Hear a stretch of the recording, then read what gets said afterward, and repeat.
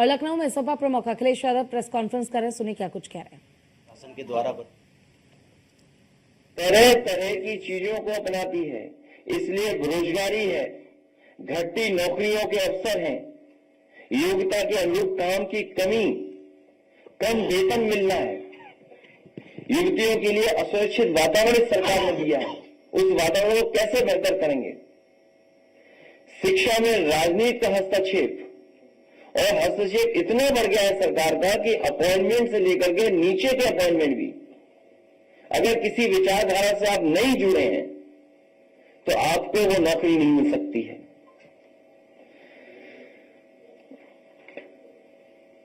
जिस तरीके से फीस महंगी होती चली जा रही है और प्राइवेटाइजेशन की तरफ जा रहे हैं, उस पर भी हम लोगों को समय समय पर चर्चा करनी। School, college, university, professional courses लगातार फीस बढ़ती जा रही है और एक साजिश के तहत फीस बढ़ रही, जिससे कि गरीब गांव के बच्चे पढ़ लिख करके अपना भविष्य न बना सकें, और उसको रास्ता दिखा रही है सरकार शिक्षा का निजीकरण कर करके।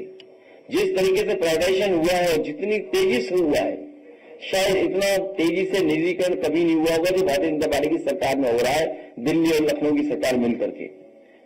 जो ऑनलाइन शिक्षा की समस्याएं हैं, ऑनलाइन जहां हमारी मदद कर रही है पढ़ाई में, वही जो समस्याएं हैं उनका समाधान कैसे निकालना है, उस तरफ हम लोग काम करेंगे।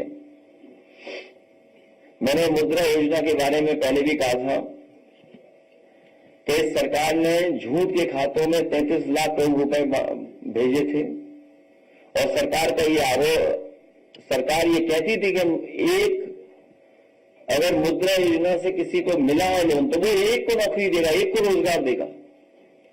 तो अगर 33 लाख करोड़ रुपया बटा है 52 करोड़ लोगों को अकाउंट में, तो इसका मतलब ये कि किसी को नौकरी और रोजगार की जरूरत ही नहीं, सबको मिल गया होगा।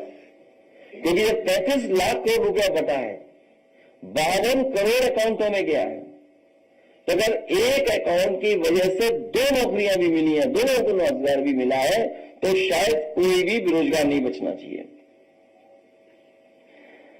मुझे उम्मीद है कि माता पिताओं के साथ बैठ करके बातों को समझाएंगे भी और दूसरों तक भी पहुंचाएंगे, और हमारा यही युवा न केवल संविधान बचाएगा, बाबा साहब भीमराव अम्बेडकर जी का दिया हुआ आरक्षण भी बचाने का काम करेगा।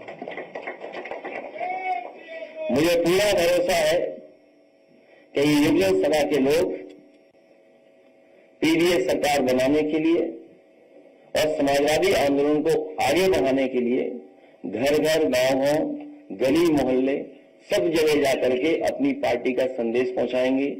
ये हमारे पार्टी के संदेश दूत की तरह काम करने का काम करेंगे।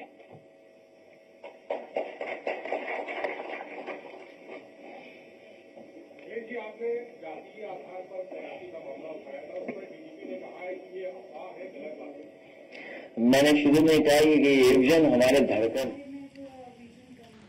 तो देखिए, अखिलेश यादव ने युवाओं का जिक्र करते हुए साफ तौर पर यह कहा है कि युवाओं को ये तय करना है कि आगे उनका भविष्य आखिर किस ओर जाएगा, क्योंकि उन्होंने विपक्ष पर यानी कि बीजेपी पर भी निशाना साधा और संविधान का जिक्र एक बार फिर से किया है।